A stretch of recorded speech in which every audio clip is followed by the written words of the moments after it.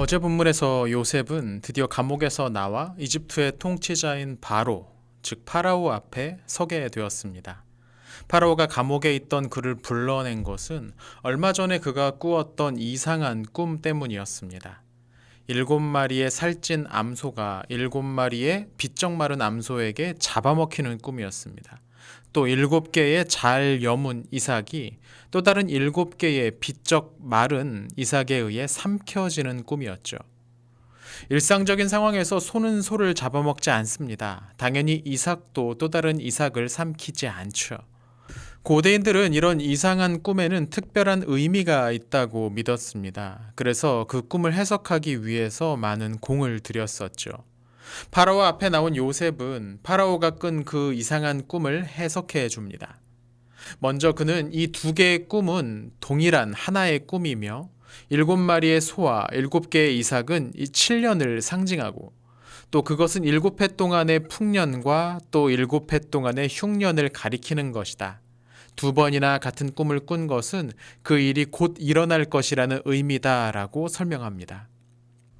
흥미로운 것은 BC 2세기경 작성된 한 이집트 문서에는 BC 2600년경에 나일강의 수위가 매우 낮아져서 이집트에 7년 동안의 흉년이 있었고 그 때문에 기근이 너무 심해서 사람들이 자신의 자녀를 잡아먹었던 시절이 있었다는 기록이 발견된다는 점입니다.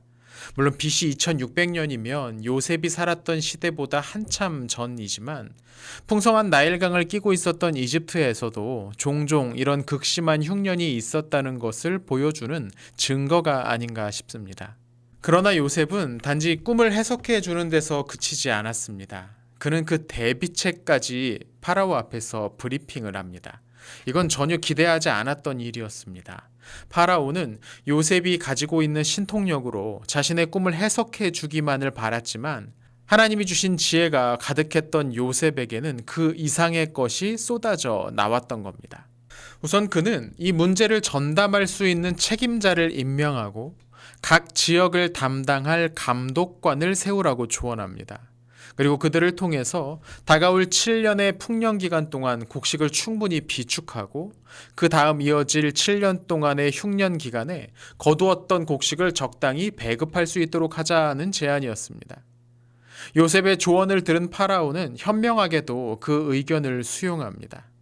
아무리 좋은 의견을 냈다고 하더라도 결정권자가 그것을 받아들이지 않는다면 별 도움이 되지 않습니다.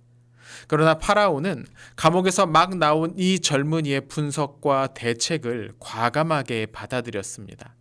결과적으로 이 결정이 이집트를 살리죠. 저는 오늘 본문에 나오는 이 요셉의 이야기에서 이방인 통치자 아래서 일하는 하나님의 백성들에 관한 그림을 봅니다. 분명 파라오는 요셉과 그의 아버지 야곱이 믿고 있던 하나님을 알지 못했을 겁니다. 그러나 요셉은 그를 위해 최선의 분석과 대책을 제안합니다. 왜 그랬을까요? 그것이 그 땅을 살리는 길이었기 때문입니다. 아마 오늘부터 한 주간 또 많은 교사분들이 요셉과 같은 상황에서 일을 하시게 될 겁니다. 신앙의 목소리가 들리지 않는 직장, 그리고 우리와는 좀 다른 것을 최우선적으로 놓고 일하는 상급자들과 사장들이 있는 곳에서 말이죠. 한때는 무조건 교회나 선교단체, 기독교 관련 기업에서 일하는 것이 최고라는 식의 생각이 교회 안에서 떠돌기도 했습니다. 그래서 이런 상황들을 매우 불편하게 여기기도 했죠. 그러나 성경은 우리의 일터에는 예배 장소와는 또 다른 의미가 있다고 말합니다. 우리는 이 세상을, 하나님이 만드신 이 세상을 살리기 위해서 일하는 겁니다. 비록 우리 위에 믿지 않는 상급자, 사장들이 있다고 하더라도 말이죠.